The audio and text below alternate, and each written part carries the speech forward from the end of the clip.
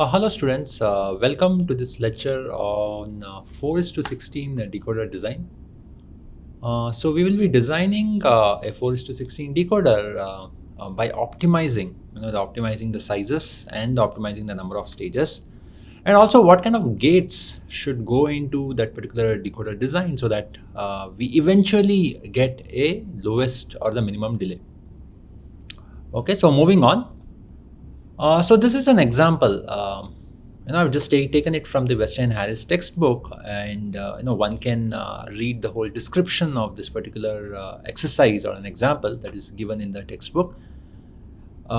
Just to simplify, I have drawn a diagram of a block diagram of 4:16 decoder, 4 inputs and the 16 outputs, and I've written it in the form of A0, A1, A2, A3 as the inputs, and the 50 or the 16 outputs being Y0 to Y15.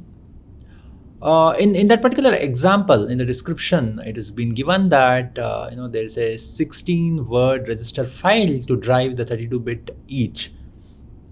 So what it means is this particular 16 output bits, which is generated from the decoder, it's actually used to design the 16-word register file. And each of these outputs sees, it goes into in individual bits. So this particular output is driving another 32-bit system, and each of this bit sees a capacitance of 3C. Right, so we have the 16 output bits coming out from the decoder, and each of these output bits sees a 32-bit system. Each of the 32-bit is estimated to have a load capacitance of 3 into C, where 1C indicates the unit NMOS capacitance. So 3 of this 3C represents 3 times the unit NMOS capacitance, and we have 32 bits. So each of this output coming from the decoder, or I can consider the 16-word register file, where one register file is seeing a load of 32 multiplied by 3 into C, so around 96C. So each of these output bits sees a load capacitance of 96C. It is also given in that particular exercise is the inputs sees a driving capacitance of 10C. So what it means is, if this input is connected to an inverter or to a NAND gate or to a NOR gate, the very first stage, whatever we have, that first stage, it is accommodating a 10C capacitance, right? And then we have the load capacitance of 32 multiplied by 3, which is around 96C. So with this particular configuration, we are supposed to design the best number of stages for this 4:16 decoder block, the best sizes, so that we'll get the minimum delay. Hope the problem statement is kind of clear. I've just simplified this particular problem statement and then given it to you. Okay, let's begin with the decoder design. So what we have studied in the digital design course, in the 101 digital design course, is the decoder design. The product, as can be expressed as the product of all the inputs. So we have Y0 to Y15, Y0 being, all the inputs being 0, we'll get Y0 as the output. Y1, if all the 3 inputs are 0, and then 1, the lowest significant bit, if it is 1, we'll get the Y1, and similarly Y2, Y8, or Y7, Y8, and similarly Y14 and Y15. Y15 represents, where all the inputs are 1, we will get the Y15 bit. So, I've drawn this particular schematic, a gate level schematic for Y0 to Y7, and in the next slide I have the schematic for Y8 to Y15. So in this particular Y0 expression, you can clearly see A3 bar, A2 bar, A1 bar, and A0 bar connected to this AND gate, and then we will get this Y0. And similarly, Y1, we will have, again, we will take this A3 bar, we will take this A2 bar, and then we will take this A1 bar, and then we will have this input as A0 and not take it from the A0 bar, right? So that is a slight difference here between Y0 and Y1. So this one being A0 and not A0 bar. And similarly, we will have the Y7, which is nothing but A2, A1, and A0, and then A3 bar. So if I consider the A3 bars input, that is going to generate Y0, that is going to generate Y1, that is going to generate Y2, Y3, Y4, Y5, Y6, and Y7. So this A3 bar line is actually going to 8 such output logic generation. So to 8 such gates so as to generate 8 output logics of the decoder block. Right, so that means that A3 bar is actually having an 8 branches. Right, so it is having an 8 branches that is going and feeding into the next gate so as to produce the 8 output signals. Kind of very important to incorporate this branching factor into our design. And similarly, if I notice A2 bar, if A3 bar is getting branched 8 times, I'm sure that A3 will also get branched 8 times, starting from Y8 to Y15 output generation. All right, so let me go to the next slide. So this is what the schematic says. A3 is going to now 8 such NAND gates to generate the 8 outputs of the decoder block, Y8 to Y15. So A3 is also getting branched 8 times. In fact, we can have a closer look at all the output logics, and we can say that A3 will drive 8 NAND gates. A3 bar will drive 8 NAND gates, 8 AND gates. A3 will drive 8 AND gates, A2 bar will drive 8 AND gates, A2 will drive 8 AND gates, and then similarly A1 bar, A0 bar, A1 and A0, all of them will be driving 8 AND gates. So if I'm considering A3 or if I'm considering A3 bar or any of the inputs and its complement, I can say that each of these inputs is having a branching factor of 8. So it means that it is going to get branched 8 times to generate the 16 outputs. All right, hope this is clear. Moving forward, so let me take a very primitive design stage, primitive step towards building the optimized or the most optimized 4:16 decoder. Right, so let's say that this is my A3 bar and then an inverter, which sees the driving strength or the driving capacitance of 10C. That means that this inverter will have some size so that the input of A3 bar has a capacitance of 10C, and that is something given to us in the design stage.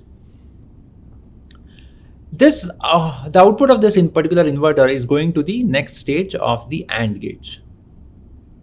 Right, so now as we have clearly seen, A3 is getting branched 8 times. So I've drawn the branches, kind of dotted lines. I've not completed this. But let's assume that this is, this A3 goes to 8 such AND gates. The output of this AND gates is going to produce the output of the decoder. And then I've stated this particular logical expression for one of this output of the decoder, which is A3, A2, A1, A0. Right? That means that this is basically nothing but Y15. Right? So A3 going to the AND gates and then generating the Y15. In fact, A3 will go to the other 7 AND gates and then it will generate Y15, Y14, Y13, Y12, Y11, Y10, Y9, and then finally Y8. Right, so basically A3 is getting branched 8 times to get the outputs of starting from Y8 to Y15. And each of these outputs sees a load capacitance of 32 into multiplied by 3C. The input is anyways 10C, so I will start with A3 bar, have an inverter, and then we will have the A3.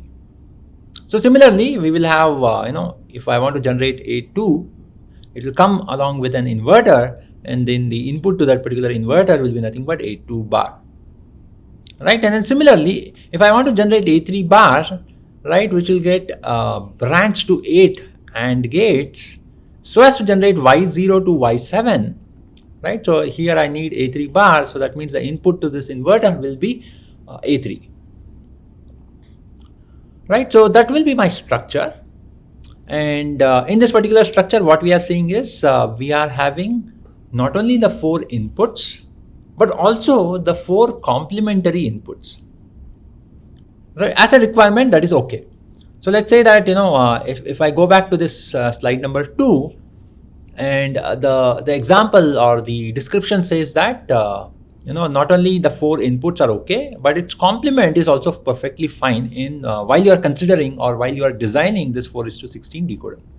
So basically we are considering 8 inputs, 4 of the A0 to A3, and then 4 of this complementary inputs.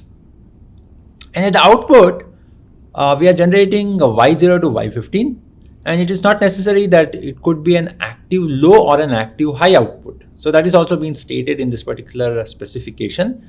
We could generate a Y0 bar, Y1 bar, Y15 bar, or we can generate Y0, Y1, Y15. So either active low signals at the output or active high signals. But the only one specification is we have to generate at the output either active low consistently for all the 16 outputs or active high signal consistently for all the 16 outputs. Right? It should not be like Y0 will be an active low signal and Y1 will be an active high signal, and so Y2 will be an active low signal, and so on. So we have to maintain that consistency throughout the 16 output bits. All right. So going back to the present slide. So this is what we have. So we have 4 of the inputs, and it's 4 of its complementary inputs. So we have total 8 inputs getting branched 8 times. Each of the input is getting branched 8 times, generating an output starting from Y0 to Y15. Each of the outputs sees a load capacitance of 32 into multiplied by 3C, which is nothing but 96C. So the overall G into H, right? So let me take my pointer. So let me put my drawing pen on. So what we need is the path effort, and I can calculate the path effort, which is nothing but the product of all Gi and Hi. So in this case, we have an inverter here, and then we have an AND gate. So in the CMOS, AND gate can be represented by nothing but the 4 input NAND gate followed by an inverter. So it's a very very simple form of representing the AND gate. So if I consider that, I can find out what is the G. The G could be the multiplication of this particular inverter G, the 4 input NAND gate G, the logical effort, and then the inverter's logical effort, right? And what should be this, the multiplication of all individual stages electrical effort, which will be nothing but, and I've stated here, H is nothing but, I can consider it to be the multiplication of all HIs, which will be nothing but, it sees a total capacitance of 32 multiplied by 3C, which is 96C. There is a branching of 8. So there is an, if this is X, so we see an 8X divided by 10. All right. So a multiplication of 8 is required. So if I consider this particular path, all right, so the overall H, right, H being the multiplication of the individual stages, the electrical effort, which will be nothing but 32 multiplied by 3, right, divided by X multiplied by 8X divided by 10, right? So this is C, and then this is 10C. So this X and this particular X will get cancelled. Of course, this C will not be there. And so we are, we have 32 multiplied by 3 multiplied by 8 divided by 10. So this is what we have. So hope this is clear. So what we have done is we have understood the problem statement, and we realized the problem statement in terms of a very simple design.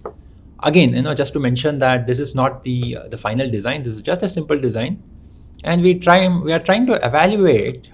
Eventually, we want to evaluate what is F, the path effort. And once we have the path effort, then we are going to have the best stage effort, and then we will realize a higher level design. Okay, so in this particular process, what we have identified is the capital H. Okay, moving on. So this is what we have realized. An AND gate can be represented in the form of a 4-input NAND gate followed by an inverter. We know its logical effort is 2, the logical effort of the inverter is 1. So the path effort, overall the path effort for an inverter followed by a 4-input NAND gate followed by an inverter will be nothing but the logical effort is nothing but so G is equal to 1 here for an inverter. So the first stage is nothing but an inverter which goes into the NAND gate, which goes into an inverter. So we will see the logical effort, the capital G, which is nothing but the summation of the product of all GIs turns out to be 2. So that's what the 2 is here, multiplied by our capital H, which is nothing but the multiplication or the product of all the electrical efforts, which is 32 multiplied by 8 multiplied by 3 divided by 10. So finally we will get 153.5 as the overall path effort. So here we have used 3 stages. So my individual best stage effort will be nothing but 153.5, and then the cube root of that, which will be nothing but 5.26. And in our overall design rule, we had stated that anything between 2.4 to 6 for a general circuit, right, it is appropriately fine, because we are going to get a delay which is 15% tolerable, which is 15% more than the best design.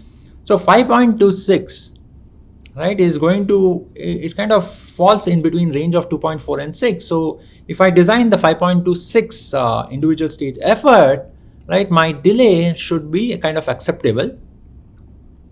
But the question is, can we get the stage effort closer to 3.59? So can we improve our design? Can we improve our design in such a way that the delay is, not only 15% within the 15% range of the best design, but also, very, very close to the best design. For this particular circuit, the 3-stage, which is nothing but an inverter, which is kind of branched 8 times, and then followed by the 4-input NAND gate, followed by an inverter here. So the overall delay for this particular 3-stage circuit will be nothing but 3 multiplied by 5.26. So that's what I've stated here. Plus the parasitics. The parasitics of this particular inverter, the first inverter is 1. The parasitic of this particular inverter is 1. And the parasitic of this particular 4-input NAND gate is nothing but 4. So overall I'll get 6 as the parasitics for this 3-stage circuit. And finally, the overall delay, the normalized delay will be 21.79. Right, then if I want to find out the absolute delay, it will be nothing but 21.79 multiplied by 3 RC. And if RC turns out to be 1 picoseconds, it will be 21.79 multiplied by 3 picoseconds. Right, hope the overall, the very first step to get into the 4:16 decoder design is clear. But what we really want is an F cap to be 3.59 to get closest to the best delay. And my capital F is 153.5. So what should be that best stage N cap? Turns out to be log of F divided by log of 3.59. Which is nothing but 3.93. So if I consider the closest value for the number of stages as 4, right?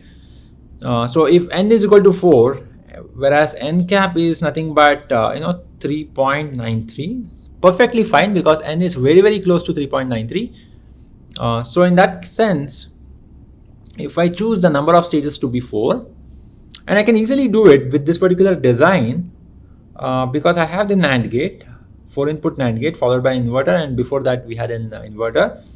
I will follow it with one more stage of an inverter. So this is an additional one extra inverter to our last circuit design. So let me start with A3 bar here at the input side, because we are perfectly fine with the complementary inputs. That is something the problem statement specified. And then we have this inverter, which is giving me A3, goes to the 4-input NAND gate, and then I'll get some particular expression here. Of course, here it is coming from A2, A1, and A0, which is also coming from its respective inverter output. So the output of the NAND gate, which is to go to the inverter, and then it will give me A3, A2, A1, A0, and then additional inverter just to ensure that we are having the best delay or closest to the best delay.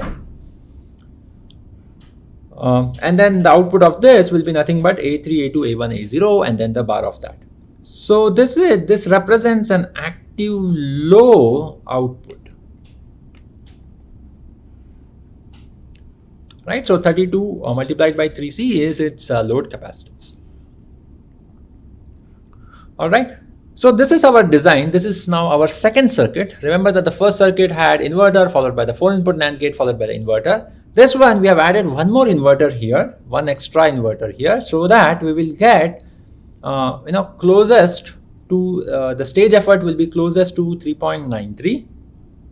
Or rather 3.59. The stage effort will be close to 3.59. So in that sense, I'll have 4 stages. If I have 4 stages, the F cap turns out to be 3.51, which is very, very close to 3.59, which is very good. So the overall delay, here, you can calculate.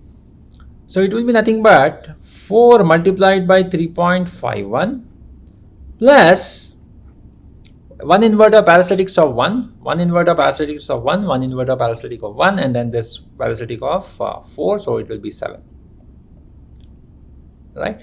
So it will be nothing but, and so if I calculate this, it will turn out to be 4,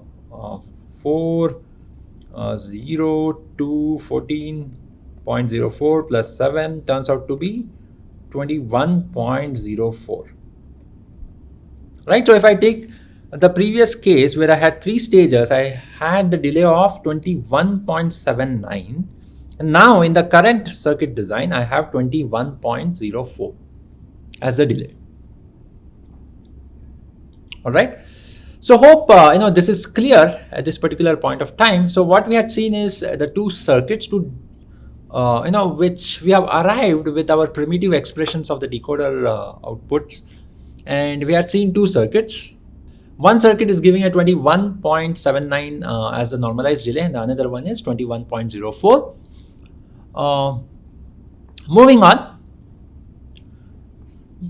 So this is my, this is our previous circuit. So we have represented this sizes of this 4-input NAND gate as X, inverter Y, and inverter Z. This particular inverter has a size of 10, and this is what we have arrived at, 21.04. So this is our circuit 1 with N is equal to 4 stages. Right, so I'm considering this as circuit 1 because circuit number 0, which was previous to this, had 3 stages: inverter followed by the 4-input NAND gate followed by an inverter. That used to give us 21.79. So I'm not going to use that because we have evolved this particular circuit from that particular circuit. So this seems to be the best circuit at this particular point of time, comparing that both the circuits. The circuit 1 turns out to be the better circuit for N is equal to 4 stages. All right. Moving on, this is another circuit here, circuit number 2 with N is equal to 4 stages. So now I have got I've got a hang of 4 stages. So why not make some changes to the 4-input NAND gates and recreate that output logic. Right? Why to have unnecessarily 4 input of NAND gates, which sees a logical effort and the parasitics to be larger. Right? So the 4-input NAND gates has a parasitics of 4, a logical effort of almost 2, n plus 2 by 3, which will be 4 plus 2, 6 divided by 3. The logical effort is 2.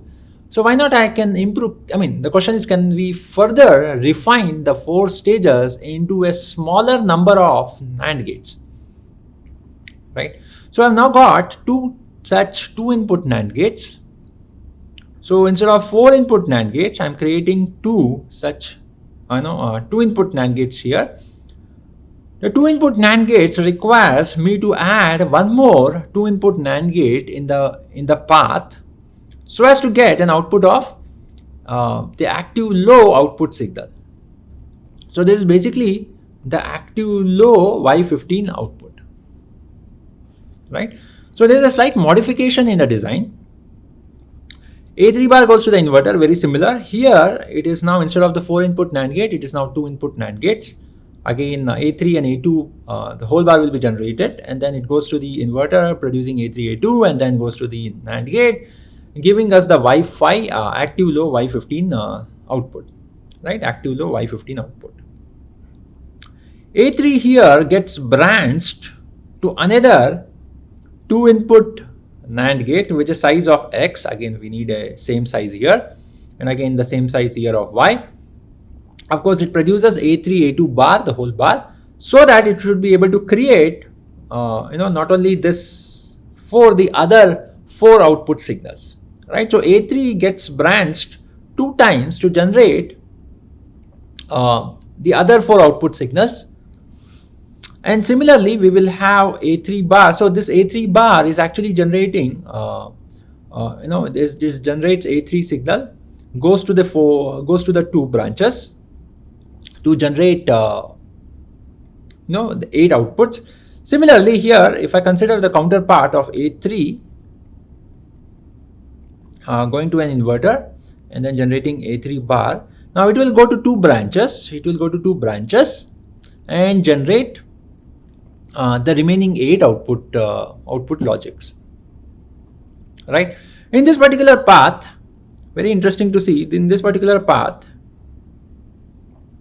of A3 bar to Y15, here it will get branched twice, and then somewhere here, once A3 and A2 are generated, it is going to get branched 4 number of times. 4 times it will get branched, one to generate the Y15, the other one to generate the Y14, the other one to generate Y13, and the other one to generate Y12. So this design is kind of very, very homogeneous in that sense, is every path from the input to the output, in this particular path or every other path, it gets branched in 2 points, in 2 intermediate points. One at this particular level, it will get branched twice, and then the another one, it will get branched at the after this particular inverter stage, it will get branched 4 times. So the overall branching factor is still 8, right? So if I want to find out the path effort for this particular n is equal to 4 stages, turns out to be nothing but the logical effort is 1 here, the logical effort is 4 by 3 here, 4 by 3 here, the logical effort is 1 here. So it will be 4 by 3 the whole square.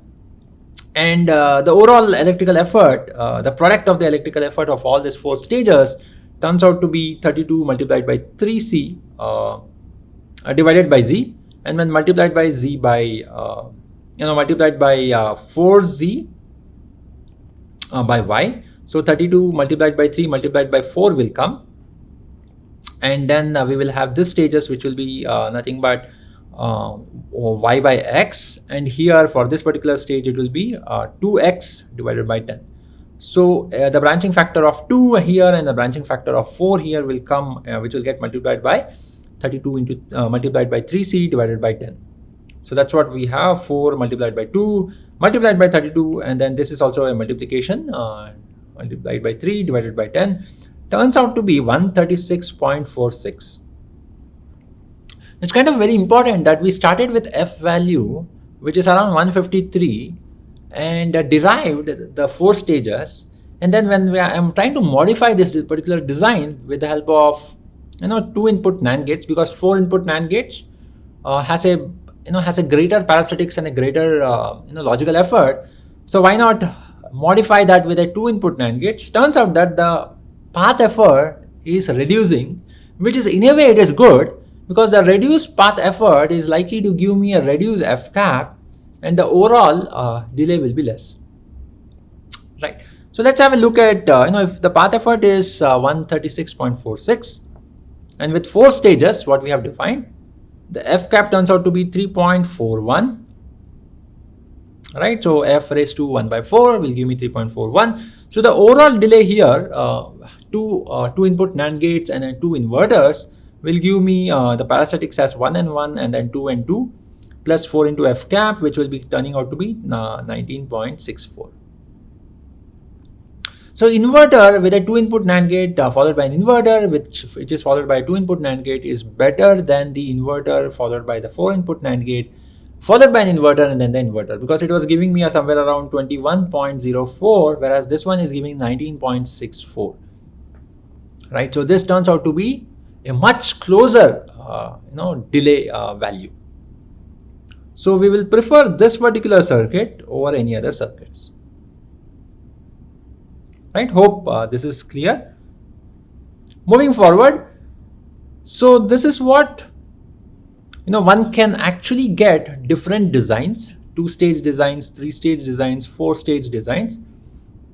And it turns out that the 19.64 or 19.7, whichever we have got, that turns out to be the best design. Okay, so 19.7 is our best design compared to the other variants. Okay, so this is kind of a general rule one can follow. So if there is a particular example of a decoder design, or it could be in some kind of a different logical output expression that is given to us, so as to design, so as to do an optimized design for the minimum delay.